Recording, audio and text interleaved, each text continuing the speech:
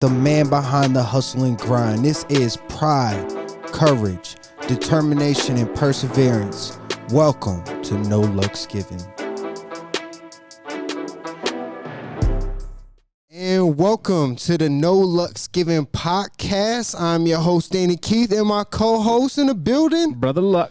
Brother Luck, the lucky brother. Bros with Froze. You know, we're live again on a podcast, and we have a live audience on the IG Live. So if you're listening to this on audio, you know, in the future, if you want to catch us live, just go to Chef Brother Luck's IG page, and you're going to be able to catch us live. But hey, man, welcome to the podcast. Thank you for tuning in this week. Welcome back. I can't believe it's been a whole week. Great continuation of last episode. It's been a whole week, and we have a lot to talk about. So let's go ahead and begin. How you doing, brother? What's going on? Man, I'm blessed. You know, this has been cheers, man. Cheers, my bad. Cheers to you too. Cheers, bro. It's been a crazy week. We are knee deep in it. We got tons of stuff going on, from the brand all the way back down to the restaurants being busy, and then we have the catering events that we're doing. So catering events, let's talk about it. Saturday, what we got going on? Yeah, you see me in the kitchen all day today. I've been getting ready for we have a Willy Wonka dinner, which looks so great. Like I have to take a second. For anybody who wants to really check it out, go back to the original episodes on Chef Brother Luck's when we were going live, and check out the studio. But look how it looks. Check out, like, the view is incredible. Yeah, no, it's a completely different space to work in now, and you know, we got all that working right now. So we're getting all the prep done for the catering. It's about 50 guests. We're going to be doing it off-site for a private group. And, you know, it's for a great cause. I'm really excited to work with them and pull this off. 5 courses. Yep. All of them got chocolate in it, because it's a Willy Wonka dinner. Willy Wonka dinner? You know, I had a group up here, and this little girl told me, I was telling her, I was like, you know what? I'm doing this dinner next week. It's Willy Wonka. It's full of chocolate. Every course is going to have chocolate. And I'm telling this 8-year-old because I think I'm about to impress her. Like, oh, yeah, chocolate. This little girl looked at me. She said, that sounds like a very unhealthy menu. Oh my goodness, that's hilarious. She's been watching some documentaries lately and getting enlightened about sugars and very healthy, conscious items. I had nothing. Hey man, she just wasn't raised when Willy Wonka was released. She said that sounds like a very unhealthy menu. Man. Every course got chocolate in it. You can't impress an 8-year-old no more. So what does impress? I mean, these dinners are incredible. Willy Wonka is an incredible theme. Let's talk about like the creativity behind the wine dinners. Like you're doing one this week, so that's incredible. But let's talk about like how you guys have started, a little bit of the history behind that, because we've done so many, and I think that's a cool little piece for my journey to be able to start releasing, because we have some hidden in the pocket. Yeah, so, you know, here's how the week started out. So on Friday, we actually had our liquor license hearing, which got approved with the city. So now we're waiting on the state. Yep. So that could be any day, but, you know, it usually takes about 7 to 10 days for the state to get back to you to say, you know what, you're good to go. You can pick up your certificate. So that's the exciting part, is we're that much closer to be able to open this up to the public. Man, and once we do that, that's when we're going to start putting together some really cool tasting menus for everybody to enjoy, to come, you know, join. You don't have to bring the whole group, right? You can buy an a la carte ticket. So I think that's what's making it special, is, you know, we only have 20 seats in here. When the 20 seats are gone, they're gone for that week. That's so cool. We're going to be doing some really cool things. I've just been that night. Yeah, for that night. I've been stocking up on beautiful ingredients. We brought in a whole hog from up in Victor, Colorado. So they brought me down a beautiful pig that was like 50% Mangalista, 50% Duroc. So we butchered that down. I got all that ready to go in the freezer. So, you know, I'm just gonna start chipping away at things. Yeah, so I think that's a cool piece for a lot of people that don't know. Like, that is a story of that relationship between the chef and the farmer. And that's what's unique, is the pieces of meat that's in the kitchen that you're working on today is an example of that. And that's what you're talking about here. Yeah, so we're getting ready for being able to open up to the public and write these menus. But you can't write a cool menu or a great experience without having a great pantry, right? So it's about fabricating the ingredients that you have, turning them into something amazing, right? Changing the stage of their life. So you get it in fresh, you might showcase it fresh. Yeah. But then you might dry it, you might pickle it, you might preserve it somehow So a lot of the pantry that we're doing is little tips and tricks, dehydrations here and some little candies there. And now all of a sudden you got great components that you can work in a menu. So that's one of the things that we're doing back there in the kitchen while we're prepping. That's dope, man. What else we got going on this week? How else are we going on? Oh man, let's see. So we talked about the book. That was huge, No Looks Given right? book. Talk about it. Yeah. So really got to understand not only how the we got music going. Yeah, I was like, I hear something. Brother got music going in the background. We're gonna have licenses. It's like, I'm just kidding. So Burner, just let us use that. Well, I really wanted to understand how the book side worked, and I think that's something that a lot of chefs have the question, especially coming off a Top Chef. Like, how do you get a book deal? What's the published industry look like? Where's the pros? Where's the cons? Yeah. And God just put this gentleman in front of me who, I've had the pleasure of knowing for a while. I had no idea he did publishing for the last 20-some years. Right. So, we had a great conversation. His company is extremely unique, and I think he's going to be the person to help us bring the book to life. Man, that's beautiful. The first of many. I think that, man, I said it in a recent podcast, but you have to be aware of the blessings that God put it right in front of you, and you said it today. Yeah.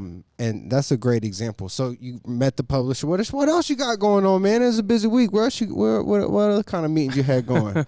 Well, the restaurants are nonstop right now, which is a beautiful thing, keeping them staffed. Yeah, shout out the restaurants. Let's give them a plug, man. Forward by Brother Luck here in Colorado Springs, Lucky Dumpling downstairs here in Colorado Springs. So beautiful. Both restaurants are doing really well. We've got two phenomenal teams. I'm so proud of all of them. And, the way they fought out of COVID and have come together and really handle the volume. United as teams. I'm honored, man. There's times where I've just sat down and processed. Yeah. What's happened in the last year and a half, what's happened in the last 9 years we've been on our own. So to really sit there and appreciate the moment, because I'm just going to go ahead and say congratulations to UNT. That's a direct reflection of the leadership that you guys are building.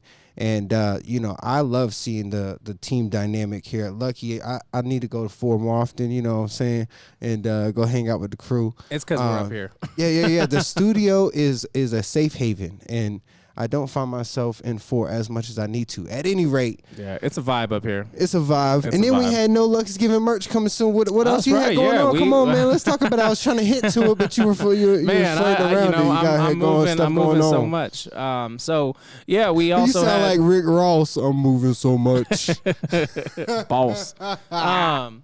So we had a great meeting with a company to do apparel. So we're talking about No Luck's Giving hats, hoodies. We're talking about all the swag that we want to get back out to the market, get the store really going and popping. So stay tuned, because there's going to be some really cool apparel coming down the road. We're just getting everything set up there. So lots of angles, lots of pieces, lots of chess pieces that we're moving around.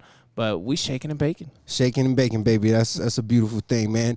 Look, we want to get into this topic here today because we're going to continue our conversation about the exploration of your journey, which is beautiful. And I'm taking notes. I don't care if I still have the recording. I like taking notes. So I'm going to still do that. But I'm just going to talk a little bit about my week, because my week has been a little crazy, man. Yeah. Videos are going nuts, and I'm very proud of the relaunch of Dana Keith Film that we about to have next month, just showcasing the work and the grind of the business side, because that's something that I don't do enough, is showcase the business side. And I do videos, so this is a great way for me to just showcase the art. But there's something really big that I want to talk about here today that I'm going through, bro. Speak on. And we kind of flirted with it earlier. I kind of told you the news without or I really spoiled it or whatever to you. But look, guys, I'll act surprised. In an early episode, we talked about identity. Mm-hmm. And if you go back to it, I'd have to find the episode. I wish I knew the episode number. But we talked about identity and the characteristics, the big 5, if I'm not mistaken, characteristics of your personal identity. Yeah. And ethnicity and race is one of them. All right, absolutely. So this week, my mama calls me, and she was in shock. She was distressed. I could hear it in her voice, and she did this Ancestry DNA thing. Okay. Ancestry DNA tells her that her father isn't her biological father, and that I'm actually a different ethnicity than what we were. Wow. Because of my mother's grandfather isn't Hawaiian. He's Filipino. Okay. So everybody always asks me the question, what are you? And my whole life I've always struggled with, and I'm just going to say it. My pops always told me when I was young, this is like a true like pain of my story. Like I always fought my ethnicity with my father because he wanted me to be in a white bucket. Okay. So then my whole life I'm not white. I know I'm not white. My mother is Puerto Rican and quote unquote Hawaiian. And now I found out my mom is Filipino and Puerto Rican. Okay. More Puerto Rican, but Filipino, or more Puerto Rican and Spanish, but Filipino is a dominant trait. Okay. And I'm white. So now in the future, for my identity, I'm Puerto Rican, Filipino, black and white. Okay. See, shout out to all you beautiful mixed people out there, right? Who don't know what you really are until you do some random DNA thing that I don't want to do because you don't believe in any of that stuff. I'm just so anti. I just want to be private and live my life. You a conspiracy theorist. I am. I'm a big one. I'm a big one. But I'm not going to get onto that. No Lux Given is not about that. But one day I'll voice my opinion about that stuff. But I was in the same boat. I was curious. I wanted to know what my true ethnicity was. Like I know we're Creole, right? Yeah. We're mixed. Yeah. But that's a variety of all kinds of races. So I sent it off, right? I spit in a little thing and sent it off. You did it. And yeah, Tina's like, they got your DNA now. Yeah, they gonna clone you. Well, whatever. Then you gonna have a baby bro. Hey, I ain't mad at it. Little clones out there. So Gucci clone, and when you get fit, they gonna say he ain't the same. He's a clone like Gucci. So I sent mine off, and mine came back African, West African, Spanish, French, United Kingdom, so British, and a little bit of Latino. So mine was this whole mixture of beautiful cultures that I got to blend together. It makes me want to explore now, like, be curious of the cultures, like the, Puerto Rican, my specific, like, because it tells you exactly, and there's different Spanishes, and then there's Filipino, like, and they actually live in Hawaii. So I have a grandfather who is alive. Yeah. So that's crazy. And my mom just found that out. And I woke up 2 days in a row like, oh shit, I'm not Hawaiian. Well, these curls are Puerto Rican, baby. But that's the thing is like, you're still raised around certain culture. You're part of that culture, right? You know that culture. You're raised around that culture. Yeah. That's something that can't be taken away from you, Yeah, and that's the difference between cultural identity and ethnicity, though. Exactly. Yeah, no, absolutely. Which both play a part in who you are. You know what I'm saying? So it is interesting. Not that I'm not Hawaiian, by who I am, but my ethnicity isn't. You know what I'm saying? Yeah, yeah. Which is eye-opening. Like I have family. My brother's side is still Hawaiian, but not my mom in specific. Yeah, no, that's crazy, man. It's that'll rock your world. Yo, I'm 30 years old, man. No, I just found out that I'm Filipino, not Hawaiian. Hey, you know what? It's all beautiful. So I'd rock with it, man. Yo, no Lux Given. You know what I'm saying? We talking about this like I really woke up like, what in the world? And then I text my sister. My sister say, I'm still Hawaiian. This is my little sister. I'm still Hawaiian. See, I'm going to act like I didn't hear this news. Yeah, I mean, it can't be taken away from you. But I think like growing up as a mixed person, you struggle with where you fit in. Yeah, and I think that's always been a thing because like I've never been black enough to be in the black community or white enough to be in the white community. I've always growing up like now I don't care what anybody thinks. Like I'm me. And I'm gonna fit in where I fit in, and you can accept it or not. Like I'm okay with either way. That's on you. Yeah, but it is crazy. Like you have to eventually get to the point where you just embrace you and you embrace your experiences, and then you're comfortable with who you are. That's the lesson. That is a lesson. Because you got knowledge to share with every culture. Right. And hopefully you're changing the community that you're a part of. and that you're involved in, and that's where you're making the biggest impact. And that comes down to, it might be dominant one culture, but there's so many other cultures that are in that neighborhood. So, you know, you still got to continue to just think about the economics of what you're invested in. Well, that's one day when I go to give back, you know, I'll think about economics and try to impact positively. You hear it? But it is wild, you know, just in a sense of, you know, inspiring somebody else, like to discovering, you know, I have a friend in high school, like her mission was always to find her biological parents. And she was on this mission forever. You know, she was like, this might sound rude, but I'm going to paraphrase into what I know. Like, she was abandoned as a little kid, left on a porch or some type of shit. Yeah. So, like, she was always trying to find her parents. And then for my mom to go, while she's 52 years old, you know, to go find this out, you know, I can't even imagine how traumatic it is for her. Absolutely. Like, because she's got kids, like, you know, that she's been telling people of this perceived identity. And this is where I think that, you know, I want to talk about it before we get into, you know, the actual topic, because my whole, like, it's a shell shock just in general of the topic of how it happened, and it's so recent. But I attracted to the Hawaiian identity growing up very strongly. Like, my first tattoo is Hawaiian. My son's name is Hawaiian. And my sister's child's name is Hawaiian. My mother was, quote unquote, Hawaiian. You know? So, obviously, we still have family that's Hawaiian, but we're Filipino. We're not even Hawaiian. Well, and here's the thing. There's a lot of Filipino in Hawaii. Like, of course, like my family. Like, they're there right now. Hawaiian. Like, that's never going to change. All right, well, anyways, my ethnicity isn't, but my culture is. So, it's not that I'm not Hawaiian, but you just a little more blended, that's all. Yeah, a little bit more blended. So, I like Manny Pacquiao, and I never knew why, because we was always attached. And I might join boxing because it's in my blood. Okay. I mean, I know some Hawaiian boxers who are nasty, so, you know, it works out either way. I love y'all. Y'all, thanks for dealing with me. All right, so we in the podcast episode, man. We're deep in it, bro. How you feeling, man? 12 or 13. I mean, last week got pretty personal, and I didn't expect to go as deep. And as raw as we did. So if you haven't heard that episode, go back, listen to it. It's going to air Friday. Okay. So Friday is coming out. And, you know, it was good because we were discussing doing a documentary. We have all this amazing footage from the last couple years. Yep. And we're trying to tell the story. And we didn't really know where to start. So we did a timeline. Right. And we're still doing that. And we're going to pick the stories that fit best for what we want to tell. Yeah. So I think we made it to me moving to San Antonio. Antonio. So I think that's kind of where we left it. But you were in Phoenix, you got sick. These are my notes. Oh yeah. In Phoenix, you got sick, and then you moved to San Antonio. Yep.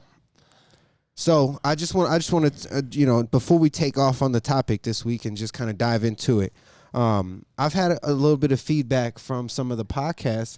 As people start to listen and hear different topics that we've discussed, it's really hitting people home, you know, like it's, I find it, you know, that they're seeing value in it. So what you think about that? You know what? I had the craziest thing happen today in regards to what kind of impact we're actually making on people. Yeah. I was talking with this gentleman today, and he had a Lucky Dumpling tattoo. No way. On his arm. That's dope. Somebody tattooed on their body Lucky Dumpling, and they damn. I haven't even made it that far. See, they damn sure want the Lucky Dumpling merch. Yeah. I'm telling you, even though it's simple, it's crazy. And brother, all right, keep going. I was so humbled by that, but you know, as we talk to people that are listening to the podcast that are hearing what we're saying, you know, it's real and it's inspirational and it's giving people guidance and direction, and I think that's what's most important.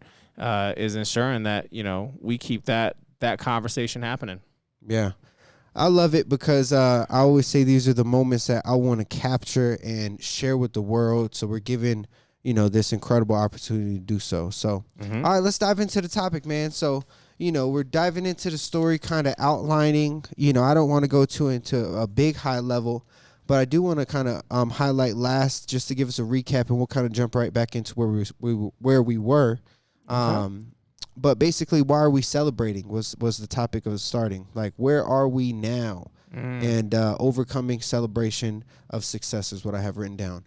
but where you come from and starting with the joy is important. And then we go through your story, high level here. I'm not going to go into all of it, but we come to Arizona where you left San Francisco. You go to Arizona. You start getting into cooking competitions. You're manager at Hyatt. You found love was the most important part of last episode, was when you got married and found with T's family starting to embrace you. You said, I didn't know love, and you were living out your car at that time. So that's kind of where we were in Arizona. You got sick is where I want to highlight to, and then you moved to San Antonio.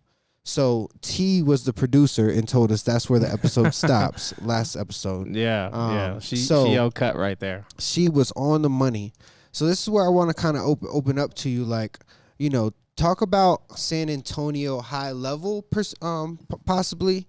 And I know you said that's where, you know, God started working with you. Tell us about that and any specific stories that pop up immediately. Like, what was going on in San Antonio? Well, you know, San Antonio was a great opportunity. It was a salaried position. It had the ability to go and run a new property, learn a completely different style, work in South Texas. It was the first time Tina and I were away from home. Okay. Right? Yeah. You and T went on your own. Yeah, we left. We left, and we actually relocated down to San Antonio. So, you know, as a young married couple, that's a big step. Yeah. Because you lose your entire support system. Oh, that's it's dope in a sense, but it isn't as well. But that's dope. Keep going. So we didn't really know what we were getting into, and you know, the only thing that I truly understood was work hard. Yeah. And I did. You know, I worked 16-hour days, and I didn't flinch about it. Yeah. And I worked myself nonstop for 18 months. So how old are you when you moved to San Antonio? Because I know was about 21. You were 19 when you were at Hyatt, and you're about 21 when you're moving here. Yeah, I just turned 21.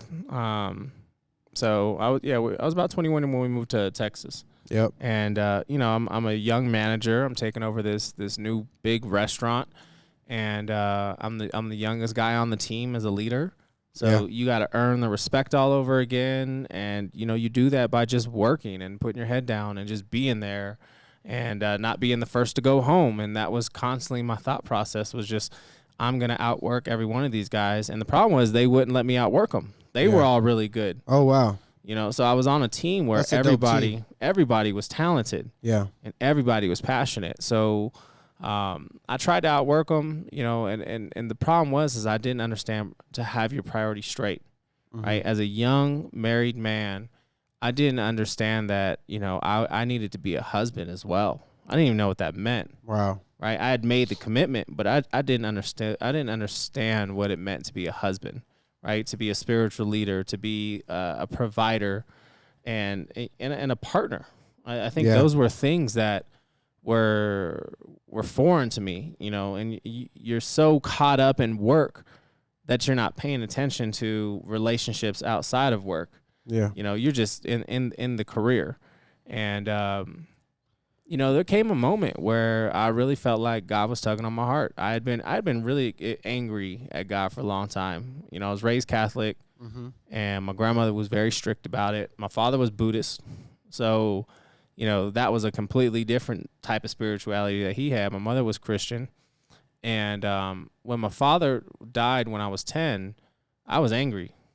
And I held on to that anger for a long time. Like, I didn't want nothing to do with church. Nobody made me go. You know, I was on my own, so I was able to kind of just do what I wanted. And church was the last thing that I was really kind of thinking about. You remember that Kanye West song, Jesus Walks? Yeah. You know, when that song came out, it touched me. It hit a string that it was a nerve. And I couldn't shake that feeling of, you know, I want to talk to God, but I'm afraid because it's been so long. We ain't talking so long. You know, that moment was my reality, and my reality needed to actually come to fruition. So Tina, just during this time, was getting baptized. Like she had come to, you know, her own journey, and made the decision to go get baptized. So, you know, I was supporting her and going to the church that she was going to, and, you know, just trying. It wasn't about me. It was more about supporting her because that's what she was into. But it started to reintroduce me back into a spiritual side that I had lost for, you know, my entire childhood. So when we moved to Texas, the first thing we wanted to do was find a church. And we did. We found a sister church of the same type of faith that we were at in Phoenix. And the pastor was hip, man. He was a That's young, the best. he was a young guy. I don't know if he was young. I like to think he was young. Yeah. But he would talk to you. It's gonna bother me. He would talk to you as a you know, just a regular guy. But his messages were powerful. I felt like they were always talking to me. And, you know, he started giving me guidance. And the one thing that I was struggling with at this time was I felt like I was pushing Tina away because I was working so much. Okay. Right. And it always comes back down to, I think, when you're chasing validation, you're looking for it in the workplace, most likely, because that's where you're getting recognition. That's where you're getting a raise. That's where you're getting a promotion. That's where you're getting a pat on the back. So for me, I was chasing the validation in work. I wanted the boss to be proud of me. Yeah. Especially as a young man, because I didn't have that in my life as a young man, right? I lost that. Mm-hmm. So I was chasing that constant pat on the back, that a little bit of attention. And, you know, I was not paying attention to my marriage. Yeah. And that was something that was so important, that the pastor just, you know, he called me out on. He was like, you're going to have to make a decision. You're going to have to decide, you know, is it about you, or do you realize that all the decisions you make affect more than just you? Right. So that was the moment where T and I started talking, and we ended up deciding we wanted to be closer to family. We wanted to be back around family. We needed that support system.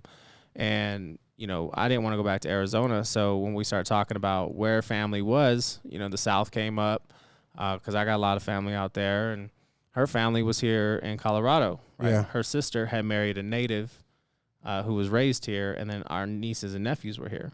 This is Michelle and Joe. And Joe. So, you know, and it's crazy because Shout like out Joe, what's up, baby? Absolutely. But it's crazy because back then I didn't really know them. Yeah. Right. I knew them, but I didn't know them. Yeah. And, you know, T and I made this decision that we were going to move to Colorado. So I always talk about it as a chef. You know, the beauty of being a chef is you can travel anywhere in the world and get a job. You will always have a job, and you'll never go hungry. You'll always eat. To actually put that to the test was tough, right? I quit after 7 years with Hyatt Hotels. I quit my job. I gave up my 401k. I gave up my benefits. I gave up everything I had with this corporate position to come to Colorado and just figure it out.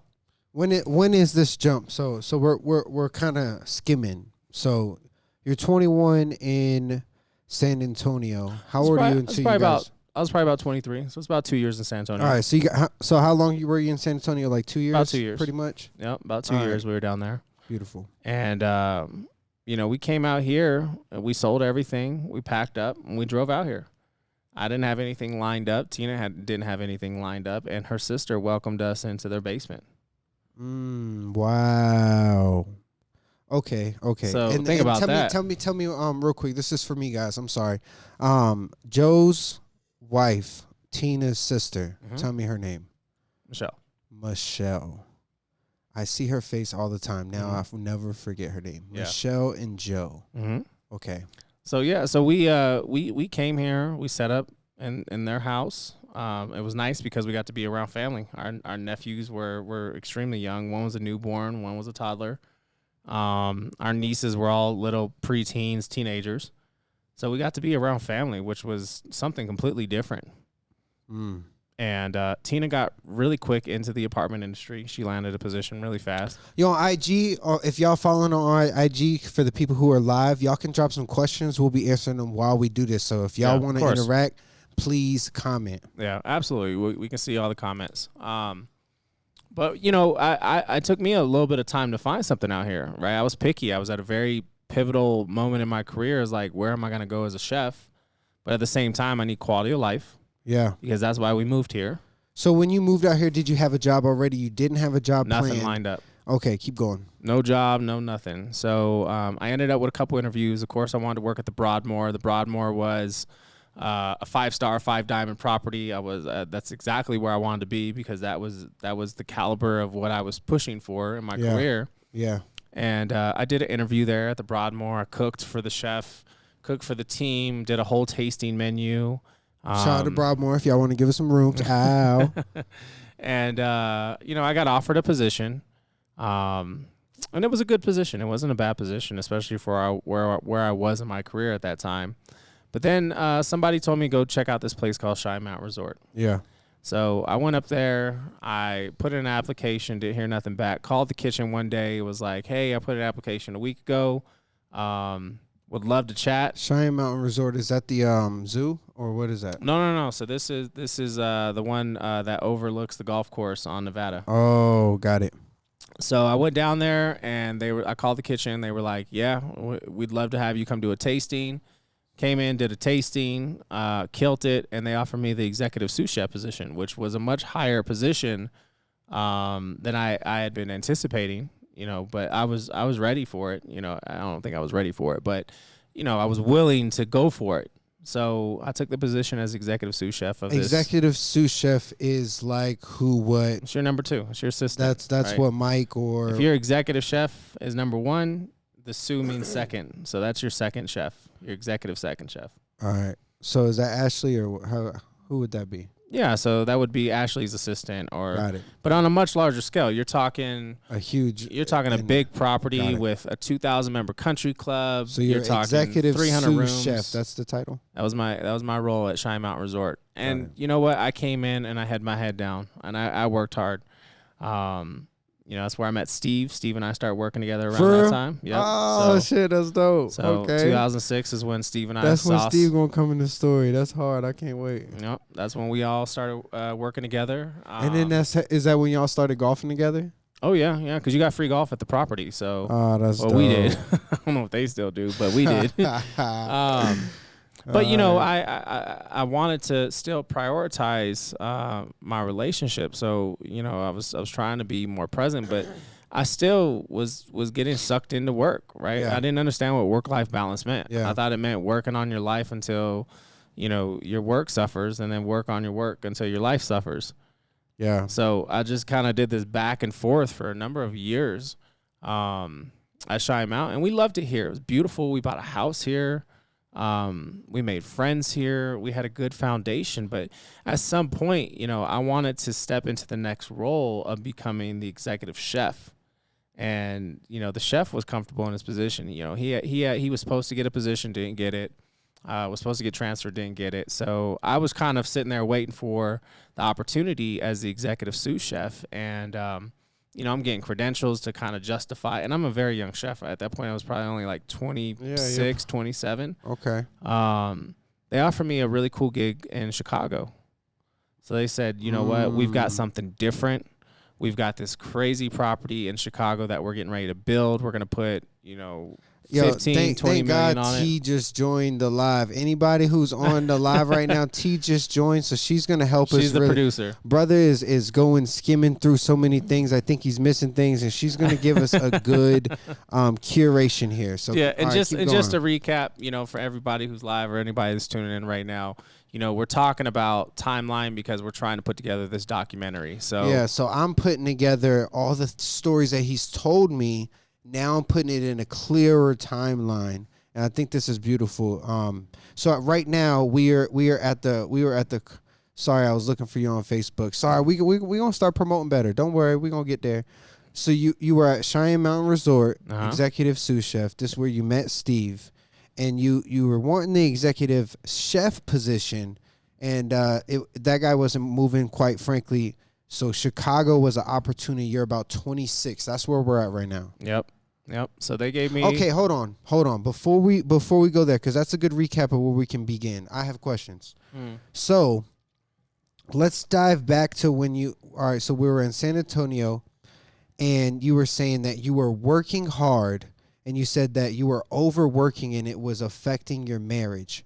Explain some of the things that you were going through in terms of what was going on within the marriage, like how is it affecting it, but also how did you learn, what did you learn, and how are you guys moving forward from that? Like tell me something like in a progressive way. Well, I think the easiest way to kind of phrase it up was I wasn't present, right? I So was how working. how do you become more present in a working relationship? Because this is big for me, but guys, because I struggle with work-life balance. Brother always says, what did you just say? You always You work on life until work suffers, then you start working on work until life suffers. Right, and I feel like that's been my life for a long time, and I don't believe there is a clear balance like for anybody. So like it's whatever works best for you. But what are some things for you guys moving forward, like to be present for you? Like how did you help your marriage? Yeah, tell me that. Well, the reason I was jumping ahead so fast to Chicago is because Chicago was really the place where things took the turn, right? So in San Antonio, I was just, yes, we were married, husband and wife, but I was so committed to the Hyatt. I felt like, for her, I'm sure it felt like I was in a relationship with the Hyatt. Yeah. Because that was all that mattered in my head. The Right. restaurant I worked at, the culinary team that I was a part of. Right. Right. That was my commitment. And being a provider financially isn't being a husband. And I think that's something that's deep. You have to That's you a have clip to right learn. there. That's You a have to clip learn. right there, boy. That's deep. So, the biggest part for us was we needed to have communication. And in order to have good communication, you have to build trust. Yeah. And you got two people who have trust issues. So they've got to work on that part independently eventually to become comfortable with each other. And I think that's why people always suggest why you shouldn't get married at a young age, because you have to learn yourself. You have to learn to trust yourself. You have to learn who you are before you can take care of anyone. Yeah. So true. And I don't regret any of my decisions. Tina and I have had an amazing life, and our journey is special, and nobody will ever get it but us, because we've been together more than half of our lives, and we've learned together. This is why our relationship is what it is, because it's based on this experience and friendship first and foremost. Yeah. So as we kind of, I don't know what she means by can you not cast from Instagram. But as we got into this whole experience, we moved to Chicago. We took this new position. I actually got a normal schedule. I got a Monday through Friday schedule. I got a 9-to-5 type job. Not quite, but pretty close, which I had never had before. Yeah. So we actually got to be on the same schedule in Chicago, which is an amazing city and that's where you guys became friends. So that's where you guys took the turn. You guys became friends. That's where you were able to build that trust again within your relationship as a husband. But talk about this for me. I want to just dig at this because there's something here for me specifically. As an entrepreneur pursuing your career, your passion, or your dream in essence, because you made a statement that providing financially is not the total thing. But you do have to put some time into it. So for an entrepreneur, how do you balance that? Because between me and you, like you're a hustler, you grind, you're very, work driven. How do you do that balance and make sure that, it's not just about the finance, but you have that relationship as well? Yeah. Well, you have to ask yourself, what's worth the sacrifice? Yeah. What are you sacrificing to achieve, and is it worth it? Right? So if you're chasing your career, right? You want to make it. You don't have a choice. You're willing to sacrifice everything to do it. You are probably going to achieve whatever your goal was, right? To start that business, build that business, grow that business. But what are you going to lose in the process of sacrificing everything? Right. So you have to find some type of balance within that scenario. Yeah. Right? Because you can't sacrifice everything, because once you achieve everything, you've got nobody to share it with. Right. You sacrifice those relationships. Right. You sacrifice those friendships. Yeah. The family don't talk to you no more because you were too busy. Yeah. You don't have real relationships. It just goes against like an entrepreneur, the standard entrepreneur thought process, which is like go all in. Mm-hmm. You know what I mean? And if you don't do it, then you'll regret it, type of thing. Yeah. Like speak about that. You can go all in with your family. You can go all in with your people. You can go all in with the support of the people who truly love you. So that's why you have to find those relationships of the people that are going to support you, so you can go all in as a team. Right? I don't do this. Damn gem. I don't do this by myself. Yeah. Right? I have an amazing wife. I have amazing family members. I have great coworkers. I have so many people in my world that keep me solid, right? I'm all in, but I'm all in with all of them. Yeah. And that's something that, it took me a long time to learn, is it's not based on me. Right. I thought it was forever, right? That ego was driving everything. Right. It never was. That's why I was never happy. Okay. Let's keep going. So you guys were really going through a religion moment. You said you were angry at God. Talk about that phase and like what you mean. Well, you question the whys, and you'll never get answer to most whys, right? Why was this person taken from me? Cola Culture, I love you, baby. Sorry, I'm just commenting. He's got to come in. When y'all comment, I'm gonna give y'all feedback, so y'all should comment. But you got to ask yourself, you're most likely you'll never get the answer to that why. So you develop anger because you're getting no response. And for me, that was my biggest frustration. I didn't like the position I was put in. I didn't like the fact that this parent was taken. I didn't like the cards that I was dealt. Yeah. And it was easy to blame somebody else, right? I blamed others for my situation. And I never paid attention to the people that were great. I never gave this the credit where it was due, right? Of the people who helped me. But I couldn't see that God was the one putting them in my path, right? He was sending me the boats to get out of the water that I was drowning in. Right. Such a great analogy. But here I am. I'm just mad I fell in the water. Yeah. I'm angry.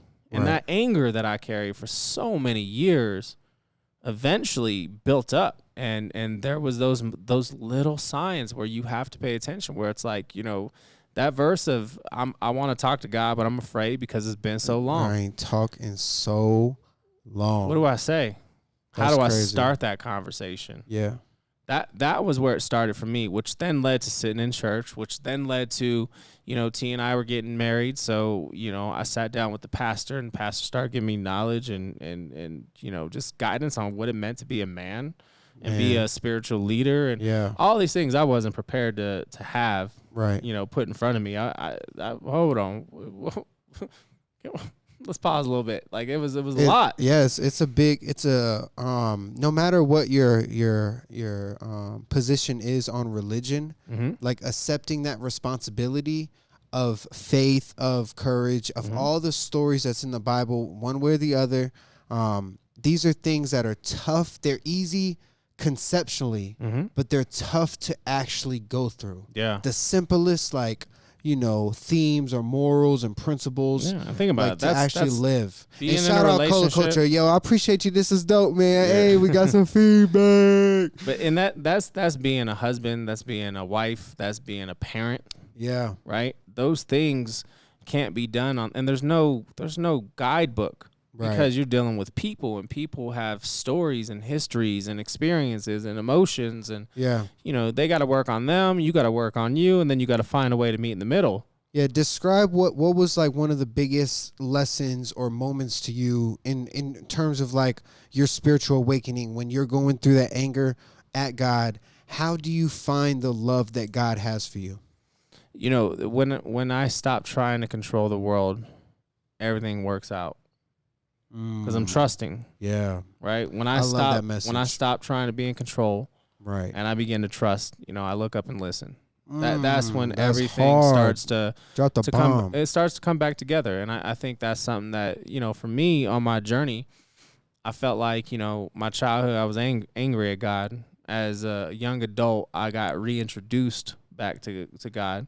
Yeah. And now as a grown man, I'm taking ownership of my relationship with God. That's beautiful. Right? Because it's my relationship with nobody else's. Right. You know, everybody else can focus on them, but you know, you want to share what you're going through because it's so important.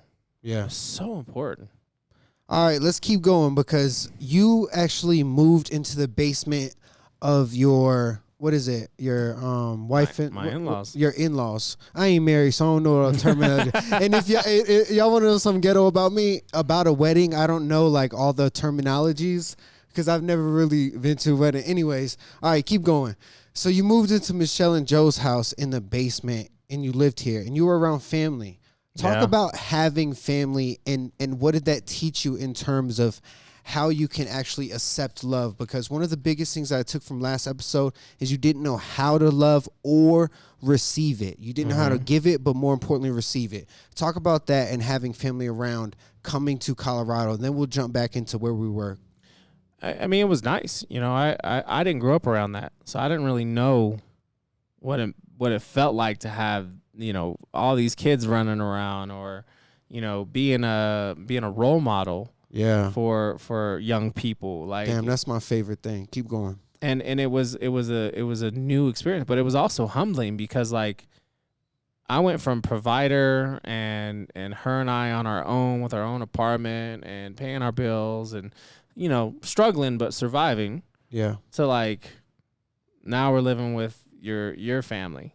Right. And I don't really know them. So how do they view me? Right. So now your insecurities as a man is put into question. Right. And that was something that was really hard for me during those times. And I didn't know I was dealing with it. But like when I reflect back but now. Naturally you are. You are. So, you know, I'm trying to find the job, which I ended up at Cheyenne Mountain Resort. I'm trying to make the salary. Yep. I'm trying to provide again financially to fix my ego that feels damaged or feels insecure. And that was a moment where, you know, I felt like God started to put me back at ease. You know, he put a position in my path to go to Chicago to take on this corporate type structured position, which was really, really creative. I mean, it's what's inspired what we're sitting in right now, right? Okay. The project that I did in Chicago is literally, this is the brainchild that stemmed from that experience. Okay, so in Chicago, you were working for, tell me the company. So I was still working for the same Whirlwind or something. Whirlwind. Come on, man, y'all know. Yeah, so I was working for Benchmark Hospitality, who ran Cheyenne Mountain Resort. So I transferred internally, but we had a partnership with Whirlpool Corporation. Got it. So Whirlpool has KitchenAid, Genair, Maytag, like all those brands. That's all theirs.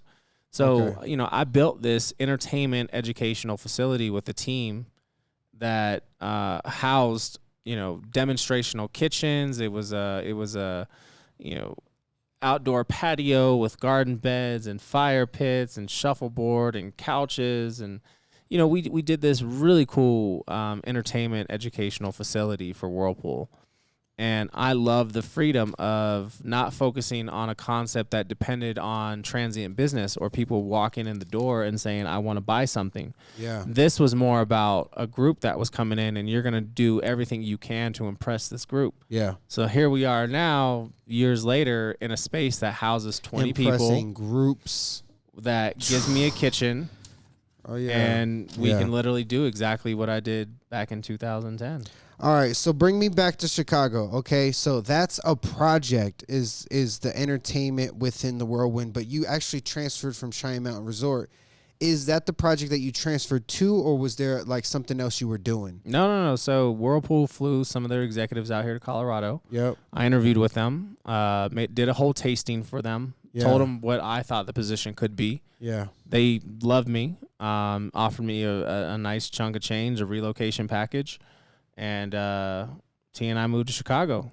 And how long are you in Chicago before you end up moving back? We were there just under 2 years. And the reason we ended up leaving, like the project was sustained. It was that means doing, it stops or what? no, it was doing well. I'm like dead it was even. Sustain means it was all right. So the project was sustained, meaning you got it on the ground, consistent, running fluently. I help with the opening, the building, the permitting, staffing the team. Got it open, Beautiful. and now it's running. Yep. So it's sustained. Yep. Got it. So I was running this project, and one of the most Yo, frustrating. we killing this storyline, yo. This is hard. We killing the game. Keep going. Hey, y'all got a comment if you're on IG. Y'all got some questions. Please ask questions, and I'm gonna interrupt and make sure y'all get a moment because we want to make sure y'all have an impact. Keep going. Yeah.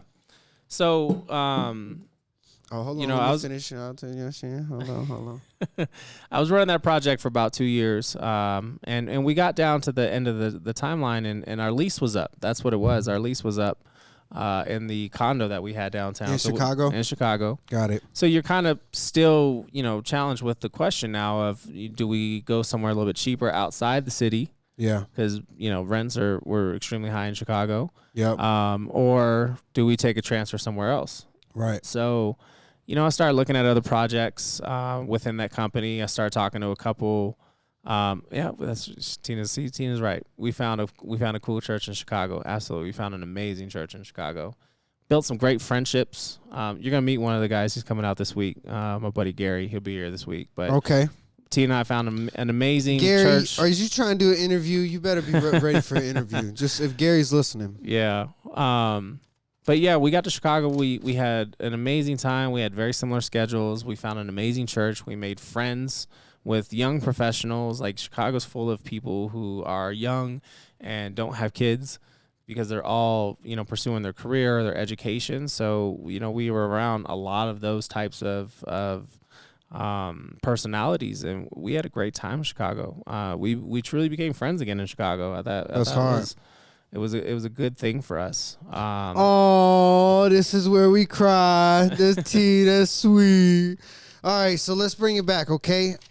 I love this.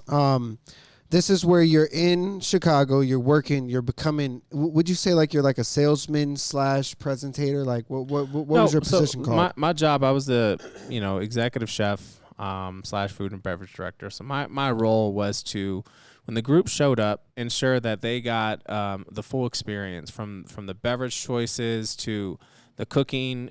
We did everything live from scratch. So we would do the receptions. We would do the plated meals. It might be 12 people. It might be 100 people. Might be doing educational. So we're doing trainings. Yeah. So, I wasn't selling anything. Like, All they right. had their own salespeople for that. My job was just to entertain them. So it was a perfect position for me as a creative person because I got to do a lot of crazy stuff. Okay. So you had like creative control, and it was more like hospitality, but using your strengths to be able to, ensure that they have a good time. Is that kind of what it was? Absolutely. All right. So boom. And what that was is you were showing them demos of different kitchens.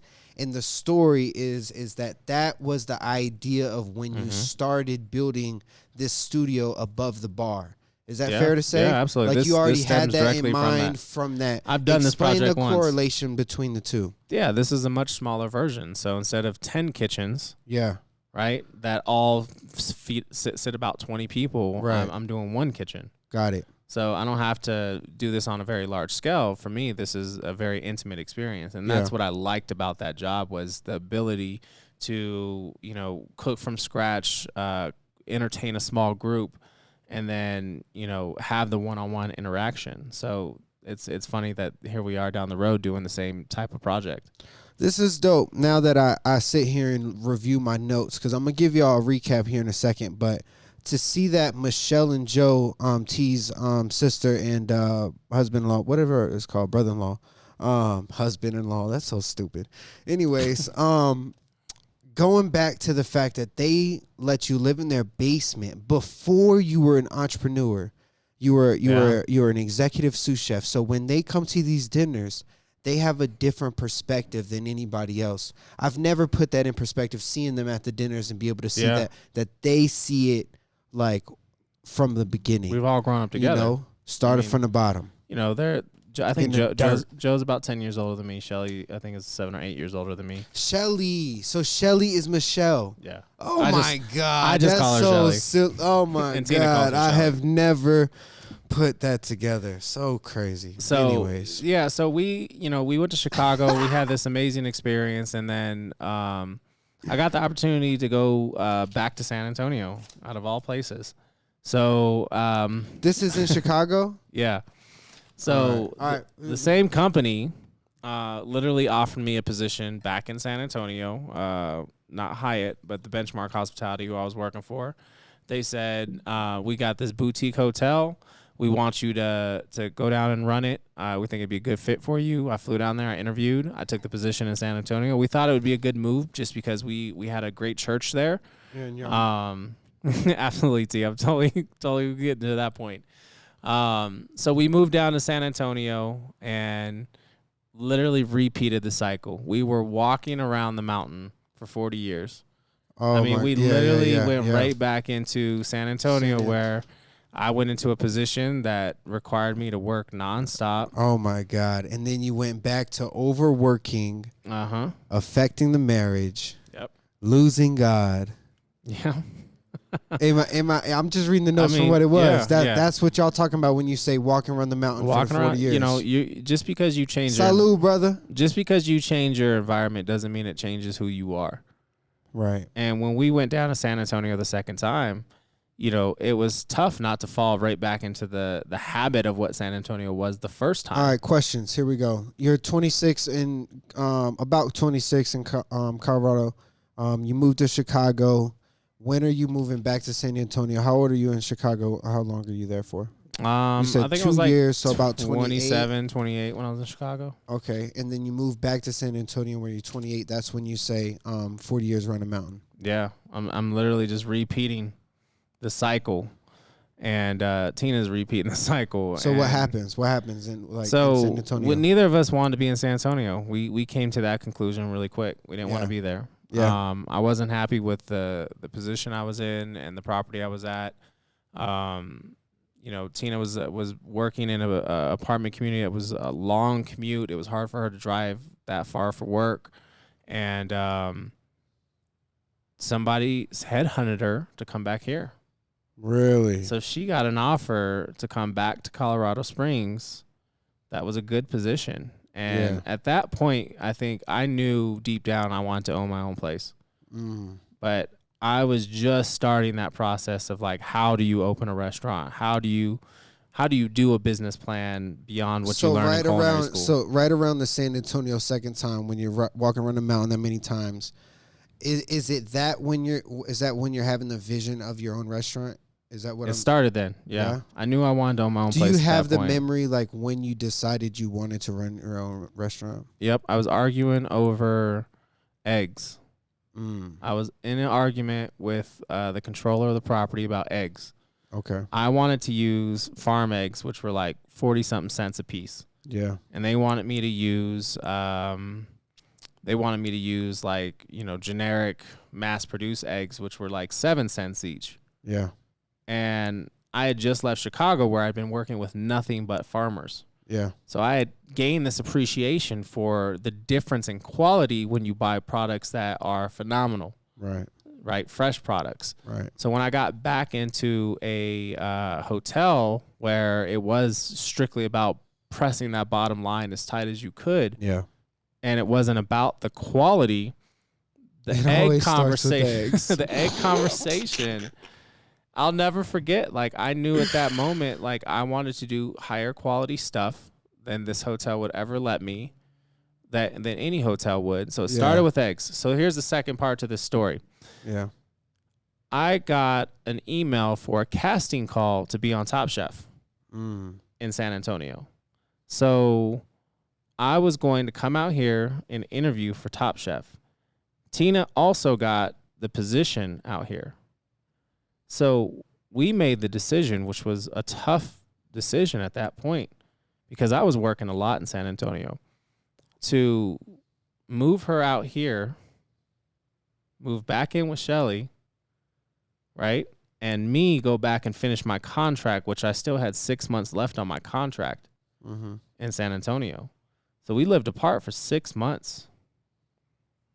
While I was in San Antonio, she was here. And that was the end of San Antonio. Was that 6 month finishing out the contract? She's with her sister, and you're out there grinding. I'm out there just working nonstop. I'm going in at 5, 6 in the morning. I'm coming home, walking the dog for 20 minutes, and then I'm going back to work till 10 o'clock at night, 11 o'clock at night. And I hated that job. I was not happy. I had a chip on my shoulder. So how'd you get the casting call for Top Chef? Sorry. It just came through an email, and I ended up coming out to Colorado to go to this casting call. Yeah. And How'd that go? I was the first one in line. Yeah. Right. It was up in Denver.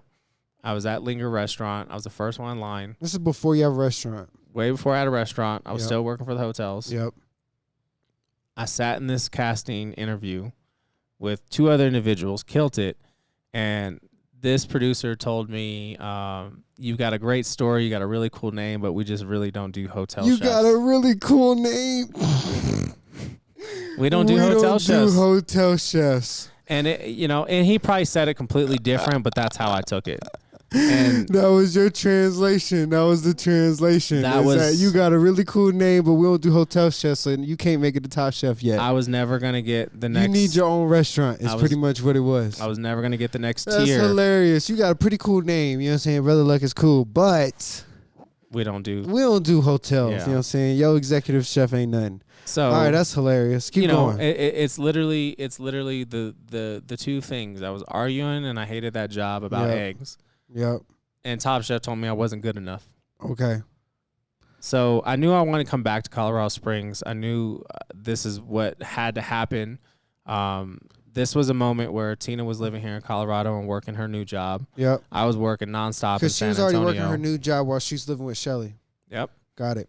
And I was driving out here, as much as I could. I was flying out here as much as I could to see her. I mean, it was definitely it was a tough time for us. Damn, but that's crazy.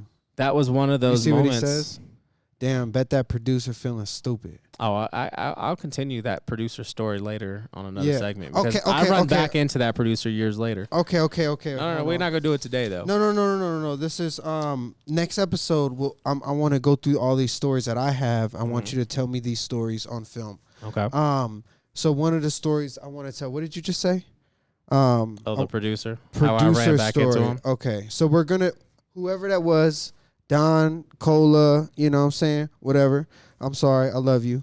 We're going to go into producer story next week. So tune in Wednesday next week. I want to go into these stories. Yep. All right.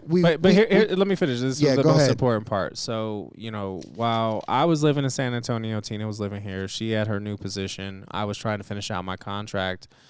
This is when I got really close with the pastor in San Antonio. Oh, because you was by yourself down there. He was the one who really made me understand that it was my responsibility to change my reality. Right? Spiritually, financially. Oh, your responsibility to change your reality. Yeah, he really instilled that. That's a damn quote for a shirt on No Looks Given. I'm going to clip that. And he made me take ownership. He made me take ownership of Brother Luck and Brother Luck's decisions. Yeah. And that was a moment where he said, you have a choice. Sometimes life is like soccer. You got to kick the ball backwards to set yourself up for the goal. Yeah. And I was literally chasing this circle. I was doing this circle that made no sense. So I quit my job. I finished out my contract. I moved out here. Right back into Shelly's basement. Yeah. And now think about that. That's 10 years ago. Yeah. I had no job. Living in the I was basement. living in the basement of my sister-in-law's house again. And you just moved back to the new city or familiar. Nothing set up. Yep.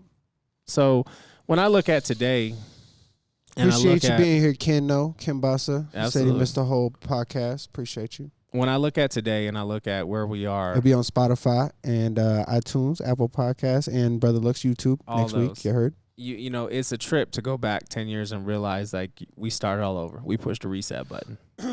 That's beautiful. So it's never too late to push a reset button. That's a beautiful message. Okay. Look, I want to get into because that's when you come back. real quick, real fast. I don't want to go too deep into it. Where do you get your job when you come back? Do you go back to the Cheyenne Mountain Resort? No, so I went to go work with Sauce. You went and work with Sauce at Craftwood. Is that what the story is? This is why I wanted that story. Okay, you went to Craftwood, all right, and then that's when Craftwood bled into the back of Triple Nickel. You were the executive chef or something. Am I saying that right? You're executive chef at Craftwood? Yeah, somewhat. So I'm killing the story like condensing it, but that's the connector before we loop back into all the other things. Yep, I came back here. Whoa, I know brother's story. Documentary coming soon. No looks given. Baby, y'all getting exclusive views. Look, man, these stories are valuable, and it's going to be in a book soon. So y'all have insider view of how we're literally constructing this, the very beginning steps. So then you go to Craftwood. Sorry, tell your story. Yeah. And then I want to hit him with the question of the week. No, so that this is literally what finally locked down the position. I knew I wanted to own my own restaurant at that point. I had spent that 6 months working on my business plan. It was for a breakfast concept I was working on. And I realized I was missing a lot of information because I had worked in big hotels and big operations. I didn't really understand the financial requirements or the necessities when it came to the expenses of what a restaurant on your own would cost. Yeah. So Top Chef telling me I needed to not be in hotels, living away from my wife, knowing that I need to make some changes in my life, but knowing I wanted to own my own restaurant. Yeah. And then also with the pastor, understanding you have the responsibility to change. That's also your turn. I'm responsible keep for going. me. All right, keep going. Sorry. I get a phone call from Sauce, and he's like, hey, I want you to come apply, because he knew I wanted to come back here. Yeah. He's like, I want you to come apply at Craftwood. He goes, we have a chef here. He's probably getting ready to move on. Yeah. He just did a really silly thing. He did an interview with a local publication about being a vegan, and the restaurant's a wild game restaurant. Ha ha ha. So, anyways, so that's funny. It's what really led me to interviewing at that property and then taking that job. So you're not a vegan. I am not a vegan. all right. I got vegan tendencies. Yeah, that's what brought me back to Colorado was the opportunity to take over this. Okay, hold on. Well, it was that down. Tina first and foremost. But but then work-wise, that reconnection with Sauce though. Yep, I got to re-sign on with Sauce. So Steve and I started working together there, and I thought that was going to be my home for a long time. It was this beautiful European-style restaurant that had been there for 100 years, tucked in the back of this mountainside. Yeah. It had this gorgeous garden. I thought it was my Michelin home for the next 30 years, and God had other plans. Wild. T, what you thinking? T, what does that mean? What does that emoji mean? Tell me what that means. Okay, look. I'm going to give everybody a high-level recap because I like this. Today has been a good one. This episode flew by. Like, I didn't even know we was here for over an hour. We're reaching an hour and 7 minutes right now on the podcast. So let's kind of recap real quick. Last time we left off, you were moving to San Antonio from Phoenix. All right. You went to San Antonio. This is where you overworked. Lost the relationship in terms of as a husband, the responsibilities. You guys wanted to move to Colorado with family, Michelle and Joe. You worked at Cheyenne Mountain. Oh, you lived out the basement first. Let's not miss that. Twice. Cheyenne Mountain Resort, executive sous chef, and that's where you met Steve. But that's when you turned to Chicago because you had an opportunity in Chicago through the Cheyenne Mountain Resort that led you to building or not building, but whatever, facilitating different kitchens and event spaces similar to the one that we're in with Whirlpool for Chicago for 2 years. Then T got an offer to move back to Colorado, but you guys lived apart for 6 months. This is where you got close to the pastor, had the casting call with Top Chef, and then T moved back in with Shelly. But that's also where you had the start of the vision of being a business owner, being that you're going through those trials and tribulations through the employee opportunity. So that is the one key that I always want to point out here is that even though brother wasn't in an ownership position at the time of being like an executive chef, he was learning those responsibilities, skills, and learning those roles even in an employee before he was an employer. I always say that even if you have a part-time job and you have goals, like learn something from that business to apply it to your business. Always learn the systems, the structures, the values of why they're being successful and replicate it for yourself. Well, and I believe that that's kind of what you did, and had faith to take that leap. The whole point of experience is to make mistakes on somebody else's dime. So when it's your money, as an employee. So when it's your money, you don't make those same mistakes. Hopefully you don't make those same mistakes. Amen. Right. But, for me, I started going into positions with the intention of eventually I'm going to be on my own. Yeah. So I started asking questions with that intention. I started looking at the scenarios that I was in every day and applying to, okay, well, what if this was our money? What if this was, because that was the goal. Because you were in that management position. Okay. This is beautiful. This is really good, guys. This is one of the longer podcasts. I want to make sure that I ask and give our fans and supporters something to take away every single week. And our topic today is, more about your story. I think, it's more about, finding your own path. What tips, and advice would you give somebody who is, maybe not in your exact shoes, but in another field, but on their own journey, and you could give them some advice so that you could get them further sooner from the things that you learned through your own process. Now that you're here, thinking about the things that we've talked about, what are some lessons or some type of value you would like to share with our fans and supporters? Go ahead, hit them with it. I think it's what we were talking about earlier. You cannot be afraid to go big because of your own fear of failure. Wow. And my fear of failure was so strong when we started this that Tina was the one who said, if failing is the only reason why we're not doing it, that's not good enough. Right. And failure is the only reason why you're not doing it. It's not a good enough reason.